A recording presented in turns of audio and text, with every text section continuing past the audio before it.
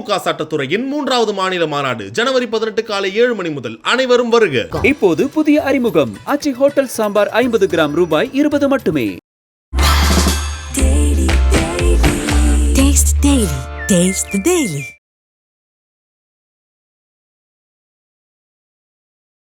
புது business people வந்து tempt ஆகிடுவாங்க. கொஞ்சம் பணம் கையில் வரட்டுமே, இந்த இன்வெஸ்ட்மெண்ட் எடுத்து நான் இன்னொரு பிஸ்னஸ் ஆரம்பிக்கணும், இந்த இன்வெஸ்ட்மெண்ட் எடுத்து ஒரு கார் வாங்கணும், எல்லாம் வாங்கலாம். ஆனால் அது வளர்றதுக்கான ஒரு டைம்னு ஒன்று இருக்கு இல்லைங்களா? டெம்ப்டேஷன் இருக்கு பாருங்க, பிஸ்னஸ்க்கு ஆபத்து. போட்ட பணத்தை நான் எடுத்துட்டேன், இதான் வளர்ந்துக்கிட்டு தான் இருக்கேன் பாருங்க அப்படிங்கிற மாதிரி அவங்களுக்கே ஒரு மைண்ட் செட் இருக்கும். ரெண்டு விஷயத்தை ப்ரெடிக்ட் பண்ணணும். அதாவது 60% பிஸ்னஸ் வந்து அந்த ஸ்கேல் அப் ஸ்டேஜில் தான் ஃபெயில் ஆகுதுன்றாங்க. என்ன காரணம்னா, பிரான்ச்சஸை உடனே கிரியேட் பண்ணுறதுங்கிறது வந்து க்ரோத்தாக இருக்குமா இல்லை லாஸா? இந்த இடத்துல வந்து நம்மளால 5 லட்ச ரூபாய்க்கு மேலே பண்ண முடியல, இன்னொரு கடையில் பண்ணிடலாம் அப்படின்னா அந்த கடையிலையும் பண்ண முடியாது. ஜம்ப் பண்ணிட்டே இருப்பாங்க, எல்லா இடத்துலையும் கடனை வாங்கி லாஸ்ட்ல பண்ணிட்டு இருப்பாங்க. ஒரு பிரியாணி கடையில் இல்லாத சக்சஸ் ஆங்க, ஒரு டீ கடையில் இல்லாத சக்சஸ் ஆங்க, ஒரு துணி கடையில் இல்லாத சக்சஸ் ஆங்க. நீங்க அதை எப்படி சால்வ் பண்றீங்க? நம்ம கிட்ட இருக்க நிறைய பிரச்சனை என்னன்னா ரீட்டைல் மைண்ட் செட். ஒரு 100 crore போனோம் அப்படின்னா ஒரு 5 to 10 வருஷம் நீங்க தவம் இருக்கணும் அந்த பிசினஸ்ல. 100 crore போனதுக்கு அப்புறம் அது கார்ப்பரேட், நீங்க எதுவுமே பண்ணது இல்லை, எல்லா பணமும் உங்களுது தான். அந்த ட்ரீமே இருக்க மாட்டேங்குது. இந்த 4 விஷயம் எந்த பிசினஸ்ல இருக்கோ அவங்க ஈஸியா 100 கோடி போயிடலாம். நான் மறுபடியும் ரிப்பீட் பண்றேன்.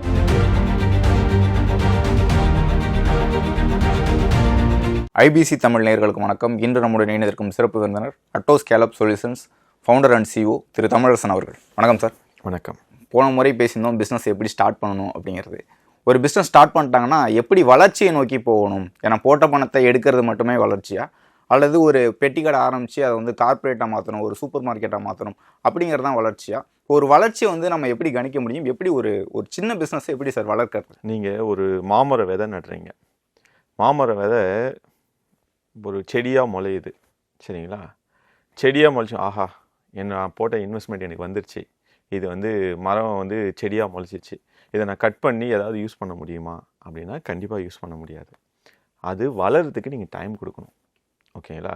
அந்த பிஸ்னஸ்ஸு அதுக்கான தன்மையோடு வளரும்.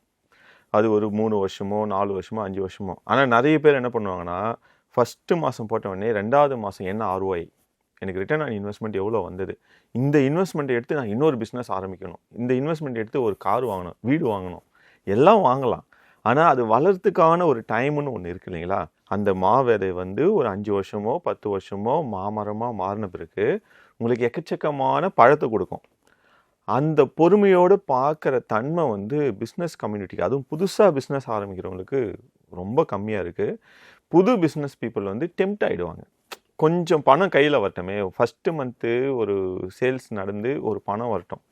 ஃபார் எக்ஸாம்பிள் ஒரு 10 லட்ச ரூபாய் டர்ன் ஓவர் நடக்குதுன்னு வச்சிங்களேன், அதில் 8 லட்ச ரூபாய் சப்ளையர் மணி இருக்கும், அதை கவலையே பண்ண மாட்டாங்க. 10 லட்ச ரூபாய் சேல்ஸ் ஆகிடுச்சு, நம்ம பணம். இந்த 10 லட்ச ரூபாய் பேஸ் பண்ணி ஒரு எக்ஸ்பென்சஸை இன்க்ரீஸ் பண்ணிக்கலாம், இன்னொரு கடையை போடலாம், இன்னொரு லொக்கேஷன் தேடலான்னு சொல்லிட்டு தேட ஆரம்பிப்பாங்க. இது வந்து இந்த டெம்ப்டேஷன் இருக்குது பாருங்கள், பிஸ்னஸ்க்கு ஆபத்து. நீங்கள் பிஸ்னஸ் ஆரம்பிச்சிட்டிங்களா, இந்த பிஸ்னஸ்க்கு இப்போ அந்த செடிக்கு நான் பாதுகாப்பு பண்ணுறதுக்கு என்னென்னலாம் பண்ணணும்? ஓகே, கொஞ்சமாக டீமை டெவலப் பண்ணணும், கொஞ்சமாக மிஷினரிஸ் இன்வெஸ்ட் பண்ணணும், மார்க்கெட்டிங் இன்வெஸ்ட் பண்ணணும், கஸ்டமருக்கு நல்ல எக்ஸ்பீரியன்ஸ் கொடுக்கணும். இதெல்லாம் கொடுக்கறது மூலமாக அந்த செடி கொஞ்சமாக அடுத்த கட்டத்துக்கு வளரும். இதெல்லாம் கவலைப்படாமல் போட்டது முளைச்சிடுச்சு, அதை வந்து வேறு இடத்துல நட்டுடலாமா இல்லை வேறு ஏதாவது பண்ணிடலாமான்ற அந்த ஒரு எண்ணம் இருக்குது பாருங்கள். அந்த எண்ணம் வந்து பிஸ்னஸ் பீப்புள் தூக்கி தூர வச்சிடணும். இது வளரும். வளர வரைக்கும் நம்ம கொஞ்சம் பொறுமையாக இருக்கணும். வளர்கிறதுக்கு தேவையான விஷயங்கள் என்னென்னவோ அதை கொடுக்கணும். அதுதான் ரியல் வளர்ச்சி, ஓகேங்களா? நிறைய பிஸ்னஸ் ஓனர்ஸு அந்த ஃபஸ்ட்டு மணியை பார்த்த உடனே அவங்க வந்து டைவர்ட் ஆகிடுறாங்க. இது நம்ம ரொம்ப சகஜமாக பார்க்குறோம். அது இல்லாமல் அதை பேஸ் பண்ணி ஒரு லக்ஸரி லைஃப்பை வாழ ஆரம்பிச்சிடறாங்க. எதுக்கு? வளரட்டும், நீங்கள் நினைக்கிற அளவுக்கு வளரட்டும். அது வந்து பெருசாக நினைங்க, சின்னதாக நினைக்காதீங்க. பொட்டி கடைன்னு நீங்கள் சொன்னீங்க, பொட்டி கடை வந்து சார் பொட்டி கடையில் ஒரு நாளைக்கு ஒரு 10,000 ரூபாய் சேல்ஸ் நடக்கணும் அப்படின்னு நீங்கள் நினைக்கிறீங்க. ஏன் 1 லட்ச ரூபாய் சேல்ஸ் நினைங்க. அந்த 1 லட்ச ரூபாயிலேருந்து 10 லட்ச ரூபாய் மாற்றத்துக்கு வழியை யோசிங்க. இதுதான் வளர்ச்சி. ஸோ அதனால் எடுத்த உடனே முதலீடு போட்டேன் எனக்கு ரிட்டர்ன் வரணும்னு யோசிக்கிறது பதில் அதுக்கு தேவையான விஷயங்கள் எல்லாம் செஞ்சு அந்த பிஸ்னஸ் வளர்ந்து உங்களுக்கு தொடர்ந்து ரிட்டர்னாக கொடுக்கறதுக்கு வழி பண்ணிக்கும். இப்போது பிஸ்னஸ் க்ரோத்துனாவே அது ப்ரெடிக்டபிள், ஸ்கேலபிள் அப்படிங்கிற மாதிரி சொல்கிறாங்க. இப்போது போட்ட பணத்தை நான் எடுத்துட்டேன், இதான் வளர்ந்துக்கிட்டு தான் இருக்கேன் பாருங்க அப்படிங்கிற மாதிரி அவங்களுக்கே ஒரு மைண்ட் செட் இருக்கும். பாருங்கள், போட்ட பணம் எடுக்கிறேன், கொஞ்சம் வந்து க்ரோத் வந்துருச்சு அப்படின்னு. இப்போ ஸ்கேலபிள்னா எப்படி வந்து அதை அனலைஸ் பண்ணணும், எப்படி வந்து அனலைஸ் பண்ணால் அந்த க்ரோத் இன்னும் இன்க்ரீஸ் பண்ண முடியும்? இப்போ நீங்கள் சொன்ன 2 வார்த்தையும் ரொம்ப முக்கியம் பிஸ்னஸ்க்கு. ப்ரெடிக்டபிளாக இருக்கணும் அப்படின்றோம். ப்ரெடிக்டபிளாக இருக்கணும்னா 2 விஷயத்தை ப்ரெடிக்ட் பண்ணணும். ஒன்று, அந்த பிஸ்னஸ்க்கு வரக்கூடிய ரிஸ்க் என்ன, 2வது வரக்கூடிய ஆப்பர்ச்சுனிட்டி என்ன. இது 2த்தையும் ப்ரெடிக்ட் பண்ணணும். நீங்கள் ஒன்று மட்டும் ப்ரெடிக்ட் பண்ணி அந்த வழியில் போனீங்க அப்படின்னா ரிஸ்க் வர சொல்ல நம்ம காணாமல் போயிடுவோம் இல்லைங்களா? அதே மாதிரி ஸ்கேலபிள் அப்படின்ற ஒரு வார்த்தைக்கு ஈக்குவலாக நம்ம சொல்லணும்னா ரிஸ்க் அப்படின்னு தான் சொல்லணும். நிறைய பிஸ்னஸ், அதாவது 60% பிஸ்னஸ் வந்து அந்த ஸ்கேலப் ஸ்டேஜில் தான் ஃபெயில் ஆகுதுன்றாங்க. என்ன காரணம்னா நம்ம கண்ணை மூடின்னு ஸ்கேலப் பண்ணுறது. அவங்க வந்து எதுக்கு ஸ்கேலப் பண்ணனே தெரியாது. அதுக்கு வந்து செர்டைன் கண்டிஷன்ஸ் இருக்குது, அதெல்லாம் பார்த்துட்டு தான் ஸ்கேலப் பண்ணணும். எனக்கு வந்து எப்பயுமே ஒரு கிளைண்ட் வந்து இருக்கார். அவர் சொல்ல, சார் நான் வண்டி எடுத்துன்னு அப்படிக்கா போனேன், அங்கே ஒரு கடை இருக்குது, கடை ஆரம்பிச்சிடலாம் சார். இந்த பக்கம் போனேன், இங்கே ஒரு கடை இருக்குது, கடை ஆரம்பிச்சேன். எங்கள் ஃபஸ்ட்டு கடையில் நீங்கள் என்ன பண்ணுறீங்க? ஃபஸ்ட்டு கடையே தேவையான விஷயங்கள் சரி பண்ணீங்களா, ப்ராசஸ் சரி பண்ணீங்களா, டீம் டெவலப் பண்ணீங்களா? அதே போல் முக்கியமான ஒரு ஃபேக்டர் இருக்குது, பிரேக் ஈவன் பாயிண்ட்டுன்னு ஒன்று இருக்கும். பிரேக் ஈவன் பாயிண்ட்னா எல்லாருக்கும் தெரியும், ஆனால் எவ்வளவு பிரேக் ஈவன் பாயிண்ட்லேருந்து மேலே பண்ணணுன்றது தெரியாது சரிங்களா? இப்போ இதெல்லாம் சரி பண்ணாதான் அடுத்த கடைக்கே போக முடியும். நம்ம கடை காலியாக இருக்குன்றதுக்காக கடையை ஆரம்பிச்சுட்டு போயிட்டே இருந்தோம் அப்படின்னா எங்காவது ஒரு ரிஸ்க் வருதுன்னு வச்சிங்களேன், மொத்த கடையும் க்ளோஸ் பண்ணி வெளியே வந்துடுவாங்க. ஸோ அதனால் நீங்கள் வந்து ஸ்கேல் பண்ணுங்கள், தப்பு இல்லை. ஆனால் அந்த ரிஸ்க்கை கால்குலேட் பண்ணி, நம்ம இப்போ சொன்னோம் இல்லைங்களா, மரம் வந்து பழமாக மாறணும்னா அதுக்கு முன்னாடி பூ பூக்கணும். பூ பூக்கலை அப்படின்னா அதுக்கு என்ன வழி நீங்கள் பார்க்கணும். அதுக்கு வந்து சில ஹார்மோனல் இம்பேலன்சஸ் இருக்கும், அதுக்கு வந்து நீங்கள் உரம் போடணுமோ ஏதோ ஒன்று பண்ணணும் இல்லைங்களா?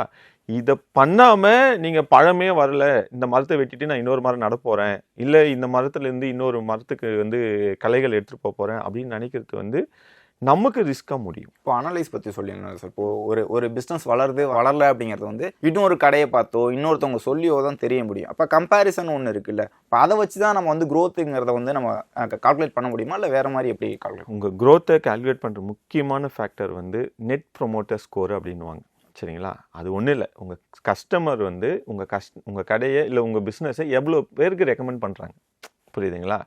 நீங்கள் வந்து உங்கள் கஸ்டமர் ஹாப்பியாக இருந்தாங்க அப்படின்னா அவங்க நிறைய பேருக்கு ரெக்கமெண்ட் பண்ண போகிறாங்க. உங்கள் கஸ்டமர் ஹாப்பியாக இருக்காங்களா அப்படின்றதும் முதல் கண்டுபிடிங்க. நீங்கள் வந்து கஸ்டமர்கிட்ட போய் கூட கேட்க தேவையில்ல, ஹாப்பியாக இருக்காங்களா இல்லையான்னு சொல்லிட்டு. நீங்கள் ஒரு சந்தோஷமாக இருப்பீங்க. கஸ்டமருக்கு ஒரு சர்வீஸோ இல்லை ஒரு ப்ராடக்ட்டோ செல் பண்ண பிறகு கஸ்டமர் ஃபேஸில் ஒரு ஹாப்பினஸ் பார்த்துட்டு உங்ககிட்ட ஒரு சந்தோஷம் வரும், உங்கள் டீம் கிட்ட ஒரு சந்தோஷம் வரும். அதை வச்சே நீங்கள் சொல்லிடலாம் கஸ்டமர் ஹாப்பியாக போகிறாங்க, அந்த கஸ்டமர் திரும்பி 2 பேரோடு வருவாங்க. ஓகேங்களா? அதுதான் க்ரோத்து. நீங்கள் வந்து ஒரு கஸ்டமரை வந்து உங்களுடைய திறமையால் அவர் 10 ரூபாய்க்கு பொருள் வாங்க வந்தார், அவருக்கு 100 ரூபாய் விற்றுட்டோம் அப்படின்னு சொல்லிட்டு நம்ம சேல்ஸ் வால்யூமில் பண்ணுறது வந்து ஆக்சுவலாக க்ரோத் இல்லை. 10 கஸ்டமர் வந்தாங்க, அதில் 9 கஸ்டமர் ஹாப்பியாக வெளியே அனுப்புகிறோம், அந்த ஒரு கஸ்டமருக்கு இருக்கிற பிரச்சனையும் சால்வ் பண்ணுறதுக்கு முயற்சி எடுக்கிறோன்ற இல்லைங்களா, அதுதான் க்ரோத். ஒரு கடை வந்து வளருது அப்படின்னு பட்சத்தில் வந்து பணம் வருது அப்படின்னா பிரான்ச்சஸ் வந்து அதிகமாக க்ரியேட் பண்ணணும் அப்படின்னு யோசிப்பாங்க. அடுத்தடுத்த கடை போடலாம், எந்தெந்த ஏரியாவில் போடலாம் அப்படிங்கிற மாதிரி. இப்போ சென்னையில் ஒரு கடை ஆரம்பிச்சிருப்பாங்கன்னா திருச்சியில் போடலாம், கோயம்புத்தூரில் போடலாம், மதுரையில் போடலாம். அப்போ தான் வந்து நம்ம பிஸ்னஸ் பெருசாகும் அப்படின்னு யோசிப்பாங்க. இந்த பிரான்ச்சஸை உடனே க்ரியேட் பண்ணுறதுங்கிறது வந்து க்ரோத்தாக இருக்குமா இல்லை லாஸாக இருக்கும்? இது வந்து இன்றைக்கி இருக்கிற காலகட்டத்தில் மிகப்பெரிய ட்ராப்புங்க. நீங்கள் நிறைய ஃப்ரான்ச்சைஸி கொடுக்க வராங்க. ஒரு 6 மாதம் ஓல்டு பிஸ்னஸ் ஆரம்பிச்சிருப்பாங்க, ஒரு டீ கடை இருக்கும், அவங்க வந்து ஃப்ரான்ச்சைசி பண்ணுவாங்க. சலூன்ஸில் வந்து ஃப்ரான்ச்சைசிஸ் எடுத்துங்க, 10 லட்சம் தான் 5 லட்சம் தான் வருவாங்க. அந்த மாதிரி வந்தவங்களாம் ஒரு 2010 வந்தவங்களாம் பார்த்தீங்கன்னா இன்றைக்கி வந்து ஒருத்தரோ 2 பேரோ தான் அந்த ஃப்ரான்ச்சைஸில் இருக்காங்க, மற்றவங்களாம் காணாமல் போயிட்டாங்க. காரணம் என்ன அப்படின்னு அனலைஸ் பண்ணோம் அப்படின்னா 3 விஷயம் அவங்களுக்கு ரொம்ப முக்கியம். ஒன்று, அந்த ஃப்ரான்ச்சைஸியை பார்த்துக்கிறதுக்கு அவங்களுக்கு ஒரு ப்ராப்பரான ப்ராசஸ் இருக்கணும். அந்த ப்ராசஸை நடைமுறைப்படுத்துறதுக்கு ஒரு டீம் இருக்கணும், அந்த டீம் டெவலப் பண்ண தெரியணும். 3வது ரொம்ப ரொம்ப முக்கியம், எவ்வளோ சேல் பண்ணணும்னு தெரியணும். புரியுதுங்களா? இப்போ இது வந்து எங்கேயுமே சொல்ல மாட்டாங்க, இவ்வளோ ROI வரும் தான் சொல்லுவாங்க. எவ்வளோ செலவு போக மீதி ROI வருதுன்றதை சொல்லவே மாட்டாங்க. அதாவது வந்து நீங்கள் 10 லட்ச ரூபாய் இதில் இன்வெஸ்ட் பண்ணுங்கள், உங்களுக்கு ஒரு மாதத்துக்கு 1 லட்ச ரூபாய் டேர்ன் ஓவர் வரும், அதில் வந்து ஒரு 20,000 ரூபாய் லாபம் வந்துடும் அப்படின்வாங்க. ஆக்சுவலாக அப்படி வராது. இப்போ அங்கே தான் நான் வந்து ஏற்கனவே பிரேக் ஈவன் பாயிண்ட்டுன்னு ஒன்று சொல்லியிருந்தீங்களா, அதை வந்து நாங்கள் ஒரு அளவுகோலாக எடுத்துப்போம். ஒரு பிஸ்னஸ் ஆரம்பிக்கிறீங்க, நீங்கள் ஒரு பர்டிகுலர் அமௌண்ட்டுக்கு கிராஸ் மார்ஜின் சொல்லுவாங்க. ஒரு பொருளை 80 ரூபான்னு வாங்குறீங்க, 100 ரூபான்னு விற்கிறீங்கன்னு வச்சுக்கிங்களேன், உங்களுக்கு 20 ரூபாய் கிராஸ் மார்ஜின். இப்போது அந்த கடையில் எக்ஸ்பென்ஸ் வந்து ஒரு 1 லட்ச ரூபா இருக்குது. இப்போ நீங்கள் எவ்வளோவுக்கு செல் பண்ணால் உங்களுக்கு 0 ப்ராஃபிட்னு ஒரு கணக்கு இருக்குது. ஓகேங்களா? இப்போ இந்த கணக்கு பிரகாரம் பார்த்தீங்க அப்படின்னா 100 டிவைட் பை அந்த 20 கிராஸ் மார்ஜின் இன்ட்டு உங்கள் டோட்டல் எக்ஸ்பென்ஸ் போட்டிங்கன்னா உங்களுக்கு வந்துடும். இப்போ வந்து 5 லட்ச ரூபா மினிமம் அந்த கடைக்காரரு அந்த 20% ஜிபியில் சேல்ஸ் பண்ணாதான் அவர் வந்து பிரேக் ஈவன் பாயிண்ட்டுக்கு வருவார், 0 ப்ராஃபிட்டுக்கு வருவார். இப்போது நாங்கள் ஒரு கண்டிஷன் சொல்லுவோம், நீங்கள் நெக்ஸ்ட் கடைக்கு போடணும் அப்படின்னா நீங்கள் 10 லட்ச ரூபா, அதாவது 2 மடங்கு அந்த பிரேக் ஈவன் பாயிண்ட்டை தொடர்ந்து 6 மாதம் பண்ணணும். ஓகேங்களா? 2 குவார்ட்டர் தொடர்ந்து பண்ணால் உங்கள் கடையில் எல்லா விஷயமும் சரியாயிடும். நீங்கள் அதை பண்ணாமல் ஐயோ இங்கே பிரச்சனையாக இருக்குது, இந்த இடத்துல நம்மளால் வந்து இந்த இடத்துல வந்து நம்மளால் 5 லட்ச ரூபாய்க்கு மேலே பண்ண முடியல, இன்னொரு கடையில் பண்ணிடலாம் அப்படின்னா அந்த கடையிலையும் பண்ண முடியாது. ஜம்ப் பண்ணிகிட்டே இருப்பாங்க, எல்லா இடத்துலையும் கடனை வாங்கி லாஸில் பண்ணிகிட்டு இருப்பாங்க. இப்போது இந்த பேசிக்ஸை புரிஞ்சுக்கணும். அவங்க புரிஞ்சுக்கிட்டாங்கன்னா சக்ஸஸ் பண்ணிடுவாங்க. இப்போ ஒரு பிஸ்னஸ் ஸ்டார்ட் பண்ணிடுறோம், அது போயிட்டுருக்கு அப்படின்னா பிளானிங் ஒரு இம்பார்ட்டண்டான ஒரு விஷயம். ஏன்னா ஒரு கடையை வந்து ஒரு 10 கடையாக மாற்றுறது, ஒரு சின்ன கடையை வந்து கார்பரேட்டாக மாற்றுறது ஒரு பிளானிங் இருக்கும். ஒரு பிளான் வந்து எந்த அளவுக்கு ஒரு ஓனர் பண்ணணும்? பிளானை பேஸ் பண்ணி தான் எல்லாமே நடக்கணும். நீங்கள் சொல்கிற மாதிரி ஓனர் தான் பிளானை பண்ணணும். ஓகேங்களா? யாரோட சேர்ந்து பண்ணால் டீமோட சேர்ந்து பண்ணணும். நம்ம அடுத்தது இந்த மாதிரி ஒரு 3 கடை ஆரம்பிக்க போகிறோம், 5 கடை ஆரம்பிக்க போகிறோம், நம்ம பிஸ்னஸ் வந்து இந்தந்த லொக்கேஷனில் எக்ஸ்பேன்ஷன் பண்ண போகிறோம். அப்போ வந்து இதுக்கு தேவையான ரிசோர்ஸஸ்லாம் என்னென்னலாம் நம்ம பண்ணணும் அப்படின்ற ஒரு பேசிக் பிளானிங் இருக்கணும். ஆக்சுவலி நீங்கள் பிளான் பண்ணாலுமே வந்து அது வந்து ஒரு 20% 30% தான் எக்ஸிக்யூட் பண்ண முடியும். ஏன்னா அந்த டைமில் கண்டிஷன்ஸ் மாறும். பட் பிளான் பண்ணாமல் போனீங்கன்னா உங்களால் எக்ஸிக்யூஷன் வந்து 5% to 10% தான் நடக்கும். நிறைய டீவியேஷன்ஸ் இருக்கும். ஒரு பிளான் பண்ணிவிட்டு நீங்கள் இறங்க சொல்ல கண்டிஷன்ஸ் உங்களுக்கு ஆப்டிமைஸ்டாக இருக்குது அப்படின்னா கண்டிப்பாக உங்களுக்கு வந்து க்ரோத் கிடைக்கும். இப்போ ஓனர் வந்து ஒரு பிஸ்னஸ் தொடங்கும் போது பெரிய ட்ரீமோட வராங்களா? இப்போ நம்ம இந்தியாவை பொறுத்த வரைக்கும், தமிழ்நாட்டை பொறுத்த வரைக்கும் பல கோடிகளை சம்பாதிக்கணும் அப்படின்னு வராங்களா, இல்லை போட்ட பணத்தை மட்டுமே எடுத்தால் போதும் அப்படிங்கிற மாதிரி யோசிக்கிறாங்களா? இது வந்து ரொம்ப ரொம்ப முக்கியமான கொஸ்டினுங்க. நான் பார்த்த பிஸ்னஸ் ஓனர்ஸ் எல்லாருக்குமே எங்களுக்கு சேலஞ்சிங்காக இருக்கிற பிரச்சனை என்னென்னா அவங்கக்கிட்ட பெரிய ட்ரீமே இருக்காது. பெரிய ட்ரீமை உருவாக்குறது தான் எங்களுக்கு ரொம்ப பெரிய சேலஞ்சிங்காக இருக்கும்.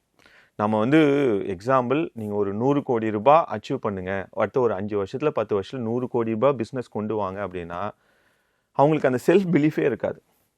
நீங்கள் எல்லாரும் என்ன நினைக்கிறாங்கன்னா ஒரு அமெரிக்கன் பிராண்ட்ஸை பார்த்து பாருங்கள், இந்த மாதிரி ஒரு பிராண்டு வளரணும், இந்த மாதிரி ஒரு பிராண்டு வளரணும். சரி நீங்கள் வளருங்க அப்படின்னா நம்ம வந்து நானா சார், அதெல்லாம் நடக்குமா சார் அப்படின்னு நினைக்கிறாங்க. ஏன் நடக்காது? ஏன் நீங்கள் உங்களால் 100 crore பண்ண முடியாது?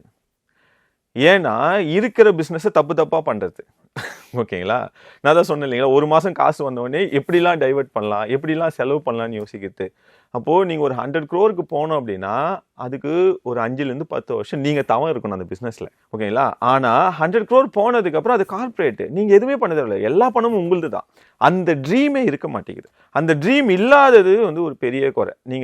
நம்ம வந்து எக்ஸாம்பிளுக்கு வந்து ஜப்பானில் போனீங்கன்னா, ஜப்பானில் வந்து நிறைய பேர் பிஸ்னஸ் பண்ணுவாங்க. ஓகேங்களா? நீங்கள் வந்து உங்களுக்கு ரொம்ப பிடிச்ச பிராண்டுன்னு என்னன்னு கேட்டிங்கன்னா ஜப்பானில் இருக்கணும் ஜப்பான் பிராண்ட் தான் சொல்லுவாங்க. நீங்கள் சைனாவுக்கு போங்க, சைனாவுக்கு போனீங்கன்னா நிறைய மேனுஃபேக்சரிங் யூனிட்டு. நீங்கள் அவங்ககிட்ட போயிட்டு நான் ஒரு பொருள் மேனுஃபேக்சர் பண்ணுறேன் வாங்கிங்கன்னா அவன் சிரிப்பான். நாங்கள் தான் எல்லாருக்கும் நாங்கள் தான் வேர்ல்டுடைய மேனுஃபேக்சரிங் யூனிட்டு, எங்ககிட்ட வந்து நீங்கள் மேனுஃபேக்சரிங் வந்து பற்றி பேசுகிறீங்களேன்னு சொல்லிட்டு நீங்கள் தமிழ்நாட்டுக்கு வாங்களேன். தமிழ்நாட்டில் எந்த நாட்டிலேருந்து வந்தால் எந்த பொருள் வேணால் விற்றுடலாம். எல்லாரும் நம்ம கை கட்டிக்கிட்டு வாங்குவோம். ஓ சூப்பர் சூப்பர், அந்த நாட்டு பொருளாக குவாலிட்டியாக இருக்கும், இந்த நாட்டு பொருளாக குவாலிட்டியாக இருக்கும். நான் என்ன சொல்கிறேன், நம்ம நாட்டில் மேனுஃபேக்சர் பண்ணுற பொருளை ரெகக்னைஸ் பண்ணுங்கள். ஆனால் இங்கே இருக்கிற ஒரு பெரிய பிரச்சனை மேனுஃபேக்சர்கிட்டையோ இல்லை வந்து இங்கே இருக்கிற ஓனர்ஸ்கிட்டையோ அவங்க வந்து கஸ்டமர் சென்ட்ரிக்காக செல் பண்ணுறதில்ல.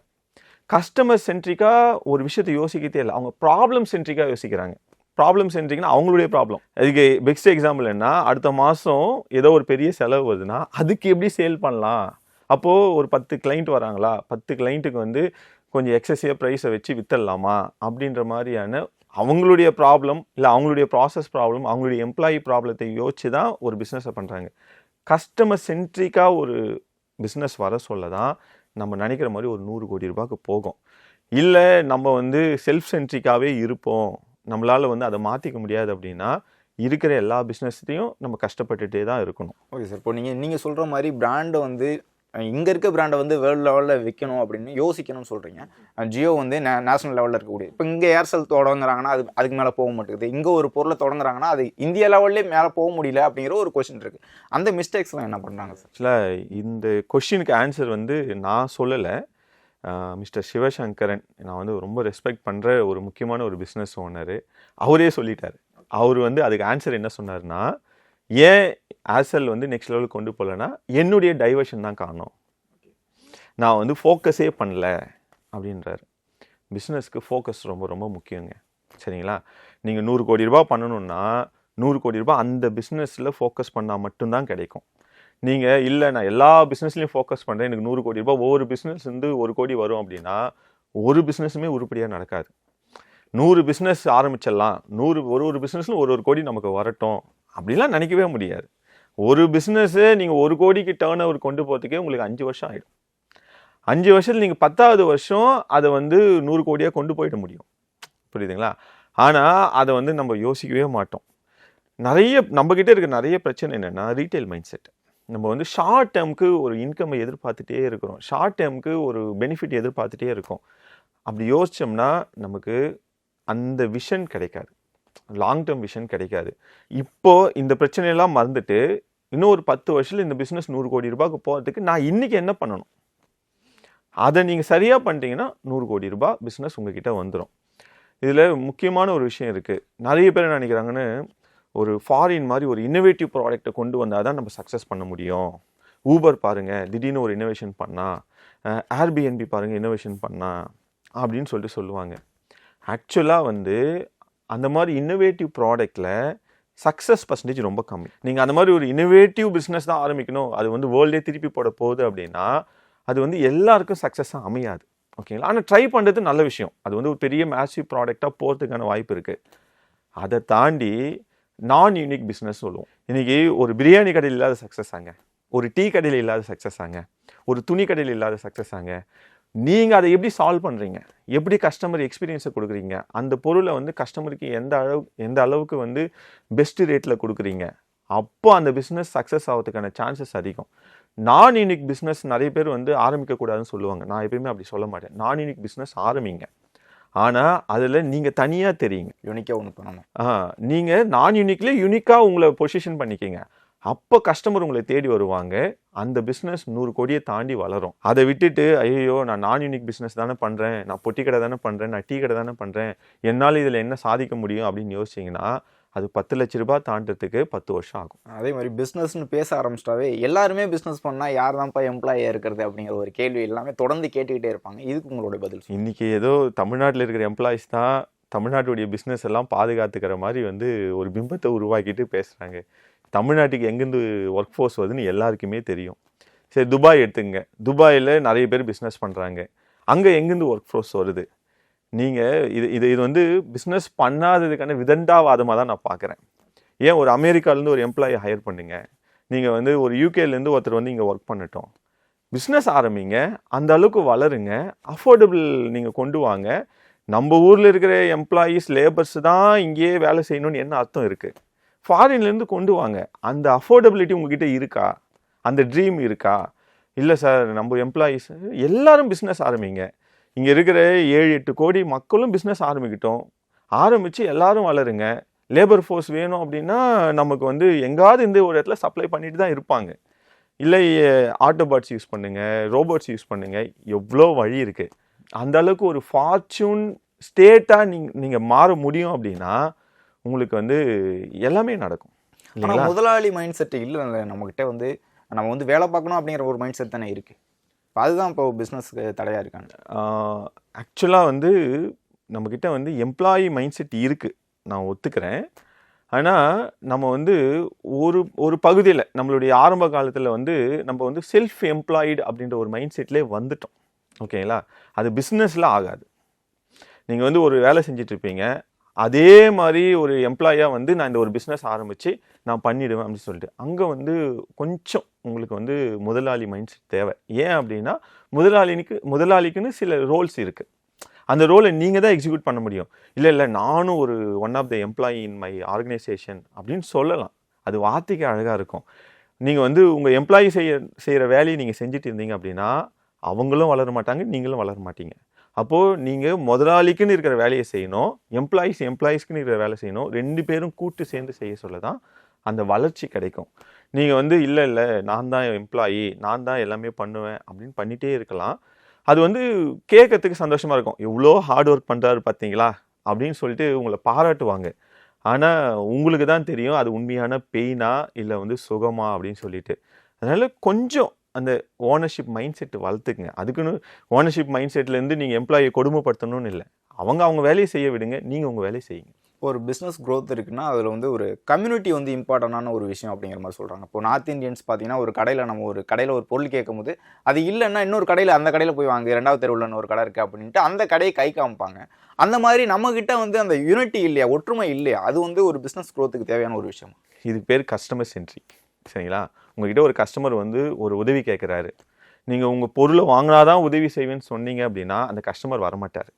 இப்போ நீங்கள் கஸ்டமர் தேடி வந்துட்டாரு, நம்மக்கிட்ட அந்த பொருள் இல்லை, நீங்கள் வந்து அந்த கடையில் போய் வாங்கிக்கிங்க, அந்த 3வது கடையில் போய் வாங்கிக்கிங்கன்னு சொல்லிட்டு சொல்கிறீங்கன்னு வச்சிங்களேன், நான் கண்டிப்பாக சொல்கிறேன் அந்த கஸ்டமர் அந்த கடையில் வாங்கிட்டு உங்ககிட்ட வந்து வாங்கிட்டேங்க தேங்க்ஸ்ன்னு சொல்லுவார். இது எவ்வளோ பெரிய ரிலேஷன்ஷிப்பு. அதாவது இது வந்து ஒரு முக்கியமான பிஸ்னஸ் ட்ரிக்ஸு. நிறைய பேர் என்ன நினைக்கிறேன்னா, நம்மக்கிட்ட வந்து ஒரு பொருளாவது வாங்கலையே அவர், வாங்காத கஸ்டமருக்கு நம்ம ஏன் ஹெல்ப் பண்ணணும், இங்கெல்லாம் இல்லைங்க வேற எங்கேயோ போய் கேளுங்க அப்படிங்கிற மாதிரி. இப்போ அந்த மைண்ட் செட் வந்து கஸ்டமரை கஷ்டம் தானே படுத்துது. ஓகேங்களா? கஸ்டமருக்கு எந்த அளவுக்கு இறங்கி போய் ஹெல்ப் பண்ணுறீங்களோ அந்த அளவுக்கு கஸ்டமர் உங்கள் பின்னாடியே மறுபடியும் வருவாங்க. ஆமாம், அவங்க சப்போர்ட் பண்ணாதான் அது தொழில். ஓகேங்களா? நீங்கள் கடையை ஓப்பன் பண்ணலாம், ஷோரூம் வைக்கலாம், கோடி கணக்கில் இன்வெஸ்ட் பண்ணலாம், பர்ச்சேஸ் பண்ணல அப்படின்னா நீங்கள் தொழிலதிபரே இல்லை, இல்லைங்களா? நீங்கள் வந்து ஜஸ்ட்டு வந்து ஓப்பன் பண்ணி உக்காந்துட்ருக்கீங்க. எப்போ கஸ்டமர் வராங்களோ கஸ்டமர் வந்தால் தான் அது பிஸ்னஸ். அப்போ கஸ்டமர் சப்போர்ட்டிவாக இருக்கணும். நம்ம அதை விட்டுட்டு இல்லை என்கிட்ட எந்த பொருளும் இல்லை, நீ வந்து அங்கெல்லாம் இருக்காது தெரியாது அப்படின்ட்டிங்கன்னா மேக்ஸிமம் நம்ம போகிற கடை எல்லாமே சொல்கிற விஷயம் அதுதான், இங்கெல்லாம் இருக்காதுப்பா, உங்கள் கடையில் இல்லைன்னா மற்ற கடையை காமிக்கவே மாட்டுறாங்கல்ல நம்ம ஊரில். அது வந்து ரீட்டைல் மைண்ட் செட்டு. அது வந்து அப்போதைக்கு அந்த வியாபாரம் நடந்துடணும், அப்போதைக்கு அவர்கிட்ட காசு வாங்கணும்னு சொல்லிட்டு அவர் பின்னாடி ஒரு 10 பேர் கூட்டு வருவார் அப்படின்ற அந்த மைண்ட் செட்டே இல்லை. அதை மாற்றிக்கணும். அதை மாற்றினாங்கன்னா உங்களுக்கு கஸ்டமர் திரும்ப வருவாங்க. இப்போ இன்னொரு பிஸ்னஸ் வந்து ஸ்டார்ட் பண்ண பிறகு வந்து நம்ம தானே ஸ்டார்ட் பண்ணியிருக்கோம், ஒரு 10 நாள் லீவ் விட்டுருவோம், இல்லைனா இன்னும் 1 மாதம் கழிச்சு மறுபடியும் நம்ம தானே தொடங்க போகிறோம் அப்படின்னு ஒரு பிரேக் விடுவாங்க. ஒரு முதலாளி வந்து பிரேக் விட்டுட்டு மறுபடியும் ஸ்டார்ட் பண்ணுவாங்க. அந்த பிரேக் விடுறது குரோத்தை நோக்கி போகுமா அல்லது லாஸ்? இப்போ நம்ம பேசுகிற எல்லா பாயிண்ட்டும் ஒரு பாயிண்டில் தான் வந்து நிற்கிது. அதாவது ஓனர் சென்ட்ரிக்காக முடிவு எடுக்கிறது, அவங்க ப்ராப்ளத்துக்கு ஏற்ற மாதிரி அந்த முடிவை மாற்றிக்கிறதுன்னு சொல்லிட்டு நான் எல்லாத்தையும் எப்படி மாற்ற சொல்கிறேன்னா, கஸ்டமர் சென்ட்ரிக்காக முடிவெடுங்க. 10 நாள் உங்கள் பொருள் இல்லாமல் கஸ்டமர் கஷ்டப்படுவாரா? அப்போ மூடக்கூடாது. ஏதாவது ஒன்று பண்ணி அந்த கடை ஓப்பன் பண்ணியிருக்கணும். கஸ்டமர் நம்மக்கிட்ட வந்து ஏமாந்து போயிடுவார்னு நீங்கள் நினச்சிங்கனாவே, ஐயோ நம்ம வந்து இதை வந்து டிஸ்டர்ப் பண்ணிக்கக்கூடாது அப்படின்ற ஒரு எண்ணத்தை உருவாக்கணும். இன்றைக்கி ஒரு 10 கஸ்டமர் நமக்கு வருவாங்க, நம்ம கடையை தேடி வந்து அவங்க வந்து ஏமாந்து போகக்கூடாது அப்படின்னு யோசிச்சிங்கன்னா உங்களுக்கு 100 கஸ்டமர் வருவாங்க. வந்தால் வரட்டும், வரலனா போட்டோம் அப்படின்னு நினைக்கிறீங்கன்னு வச்சுக்கிங்களேன், 2வது சொன்னது தான் நடக்கும். அவங்க வேறு கடையை தேடி போயிடுவாங்க. அப்போது கஸ்டமர் சென்ட்ரிக்காக யோசிச்சிங்க அப்படின்னா நீங்கள் அந்த ஃபஸ்ட் ஆள் அங்கே இருப்பீங்க. அது நீங்கள் டிசைட் பண்ணுறது தான். பட்டு கஸ்டமர் சென்ட்ரிக்காக இருந்தால் தான் உங்களால் பெரிய லெவலில் வளர முடியும். இப்போ வளர்ச்சின்னு சொல்லும் போதே ஒரு சீரான வளர்ச்சி இருக்கணும் அப்படின்னு எதிர்பார்ப்பாங்க, அல்லது வந்து இரட்டிப்பாக வந்து 2 நாள் ஆகணும், 4 8 ஆகணும், அந்த மாதிரி நான் வளரணும் அப்படின்னு யோசிப்பாங்க. இந்த இரட்டிப்பு வளர்ச்சின்னு ஆசைப்படுறது, அதை நோக்கி போகணும்னா என்ன பண்ணணும்? அதாவது சீரான வளர்ச்சியும் கிடைக்கும், இரட்டிப்பு வளர்ச்சியும் கிடைக்கும். ஆனால் அது செர்டைன் ஸ்டேஜஸில் கிடைக்கும். பட்டு பேசிக் நீங்கள் என்ன பண்ணுறீங்க, நீங்கள் வந்து வளர்ச்சிக்கு தயாராகிறீங்களா, நீங்கள் வந்து பணம் போட்டவொடனே வளர்ச்சி எதிர்பார்க்குறீங்களா, இல்லை அடுத்த 6 மாதத்துக்கு நான் இதெல்லாம் செட் பண்ணுவேன், என்னுடைய கெப்பாசிட்டியை வளர்த்துப்பேன். இது ரொம்ப முக்கியமான வார்த்தை. நிறைய பிஸ்னஸ் கெப்பாசிட்டி பில்ட் பண்ணாமல் 100 கடையை ஆரம்பிச்சிருவாங்க. அங்கே கஸ்டமரே வரமாட்டாங்க, அல்ல ஒரு சர்வீஸ் வந்து கொடுக்கறதுக்கு அவங்களால முடியாது. கெப்பாசிட்டி பில்ட் பண்ணாமல் மேனுஃபேக்சரிங் கெப்பாசிட்டி இருக்காது. இதெல்லாம் இல்லாமல் மார்க்கெட்டிங் பண்ணி நிறைய ஆர்டர்ஸ் வந்துடும், அதை சரியாக டெலிவரி பண்ணாமல் அந்த பிஸ்னஸ் காணாமல் போயிருக்கு. ஓகேங்களா? அப்போது இந்த கெப்பாசிட்டி பில்டிங் வந்து ஒரு டைம் எடுக்கும், ஒரு 1 இயர் 2 இயர் எடுக்குன்னு வச்சிங்களேன். கெப்பாசிட்டி பில்ட் பண்ணி வர பிஸ்னஸ் வந்து 4 மடங்கு 10 மடங்கு வளரும். கெப்பாசிட்டி பில்ட் பண்ணாமல் ஆன்கோயிங்லே க்ரோத் எதிர்பார்க்குறவங்க லீனியராக வளர்ந்துட்டே போவாங்க. அது வந்து ஆக்சுவலாக க்ரோத் இல்லை. அது இப்போ ஃபார் எக்ஸாம்பிள் அவங்களுக்கு ஒரு 10 ஆர்டர் எக்ஸ்ட்ரா வருதுன்னா ஒரு 2 எம்ப்ளாயி எக்ஸ்ட்ரா ஹையர் பண்ணுவாங்க. இன்னொரு 10 ஆர்டர் எக்ஸ்ட்ரா வருதுன்னா இன்னொரு 2 எம்ப்ளாயி. அது வந்து எக்ஸ்பென்ஸும் க்ரோத்தும் அப்படியே லீனியராக இன்க்ரீஸ் ஆகிட்டே போவோம். ஏதாவது ஒரு ஸ்டேஜில் சேல்ஸ் நடக்காது, எக்ஸ்பென்ஸ் இங்கே தலைக்கு மேலே இருக்கும். அந்த இடத்துல ரிஸ்க்கை ஃபீல் பண்ணுவார், ஐயோ அப்படின்னு சொல்லிட்டு. இப்போ என்ன பண்ணுவாங்க, லோனு வாங்குவாங்க. லோனை வாங்கி அந்த டைமில் சமாளிச்சிடுவாங்க. அகெயின் வந்து இந்த லீனியர் க்ரோத் அப்படியே வந்துகிட்டே இருக்கும். நான் எப்பயுமே வந்து கெப்பாசிட்டி பில்ட் பண்ணி நீங்கள் ஒரு 10 மடங்காக 20 மடங்காக வளர்கிறதுக்கு யோசிங்கன்னு தான் சொல்லுவேன். லீனியர் க்ரோத் எப்பயுமே ரிஸ்க். சரிங்க சார், இறுதியாக ஒரு கேள்வி. இப்போது நம்ம தொடக்கத்தில் சொன்னது தான், ஒரு பெட்டி கடையை ஆரம்பித்தது வந்து ஒரு கார்ப்பரேட்டாக மாறணும், பெரிய சூப்பர் மார்க்கெட்டாக மாறணும்னா அந்த அளவுக்கு க்ரோத் வேணும். க்ரோத்துக்கு என்ன பண்ணணும்? இப்போ ஸ்கேலப் பண்ணுறோம்ல, இப்போ ஸ்டார்ட் அப் பண்ணது ஸ்கேலப் பண்ணணும்னா அதை பற்றி தான், அதுக்கான அட்வைஸ் தான் நீங்கள் முக்கியமாக கொடுக்குறீங்க. இப்போ என்ன பண்ணனா வந்து ஒரு கார்ப்பரேட் அளவுக்கு வளர முடியும் அப்படின்ட்டு இறுதியாக உங்களுடைய கருத்தை சொல்லுங்கள். முதல் விஷயம், உங்களுக்கு வந்து ட்ரீம் இருக்கணும். எனக்கு வந்து ஒரு 100 கோடி ரூபாய் பிஸ்னஸ் வேணும் அப்படின்ற ட்ரீம் இருக்கணும். இருக்கிற எந்த ஒரு பிஸ்னஸ், நல்ல பிஸ்னஸோ கெட்ட பிஸ்னஸோ அதிலே அச்சீவ் பண்ண முடியும். ரெண்டாவது, உங்களுக்கு கஸ்டமர் சென்ட்ரிக்காக ஒரு பொருள் இருக்கணும். இந்த பொருள் வந்து கஸ்டமர் எதிர்பார்க்குறாங்க அப்படின்னு சொல்லிட்டு. கஸ்டமர் ஏன் எதிர்பார்க்குறாங்க, அவங்களுடைய ப்ராப்ளம் என்ன அப்படின்ற ஒரு தெளிவு இருக்கணும். சரிங்களா? அதை எஃபெக்டிவாக டெலிவர் பண்ணுற கெப்பாசிட்டி இருக்கணும். இந்த 4 விஷயம் எந்த பிஸ்னஸில் இருக்கோ அவங்க ஈஸியாக 100 கோடிக்கு போயிடலாங்க. நான் மறுபடியும் ரிப்பீட் பண்ணுறேன். கஸ்டமருடைய ப்ராப்ளம் என்ன அப்படின்ற ஒரு தெளிவு இருக்கணும். அவங்களுக்கு இந்த ப்ராப்ளத்துக்கான சொல்யூஷன் என்ன, ப்ராடக்ட் என்ன அப்படின்ற தெளிவு இருக்கணும். இதை எஃபெக்டிவாக டெலிவர் பண்ணுறதுக்கு உங்ககிட்ட கெப்பாசிட்டி இருக்கணும். இதெல்லாம் தாண்டி உங்களுக்கு 100 கோடி ரூபாய்க்கான ஒரு விஷனோ ட்ரீமோ இருக்கணும். இது 4ம் சேர்ந்தாதான் அது வளரும். நிறைய பேர் நினைப்பாங்க, நான் ஆரம்பித்த உடனடியாக 100 கோடி ரூபாய்க்கு போக முடியும் அப்படின்னு சொல்லிட்டு. ஆக்சுவலாக வந்து ஆசைப்படலாம், ஓகேங்களா? ஆனால் அவங்களுக்கு இந்த ஃபஸ்ட்டு 3 தெளிவு இருக்காது. கஸ்டமருக்கு என்ன தேவை, என்ன ப்ராப்ளத்தினால நம்மக்கிட்ட வராங்க, அதை எப்படி நம்ம சொல்யூஷன் கொடுத்தோமா இல்லையா, எஃபெக்டிவாக டெலிவரி பண்ணுறோமா இல்லையா, அந்த தெளிவு இருக்காது. அதெல்லாம் 3 தெளிவு பண்ணுறதுக்கு உங்களுக்கு டைம் ஆகிடும். ப்ளஸ் இந்த ஃபஸ்ட்டு விஷயம் நான் சொன்னேன் இல்லைங்களா, ஆசை, ஒரு ட்ரீம், 100 கோடி ரூபாய் போக முடியும் அப்படின்ற ஒரு நம்பிக்கை. இது இருந்தால் ஈஸியாக நீங்கள் வந்து 100 கோடி ரூபாய் பிஸ்னஸ் உருவாக்கிட முடியும். இவ்வளோ நேரம் உங்களுடைய நேரத்தை ஒதுக்கி உங்களுடைய கருத்துக்களை தெரிவித்துக்கு மிக்க நன்றி. நன்றி. திமுக சட்டத்துறையின் 3வது மாநில மாநாடு ஜனவரி 18 காலை 7 மணி முதல் அனைவரும் வருக. இப்போது புதிய அறிமுகம் ஆச்சி ஹோட்டல் சாம்பார் 50 கிராம் ரூபாய் 20 மட்டுமே. Taste the Daily. Taste the Daily.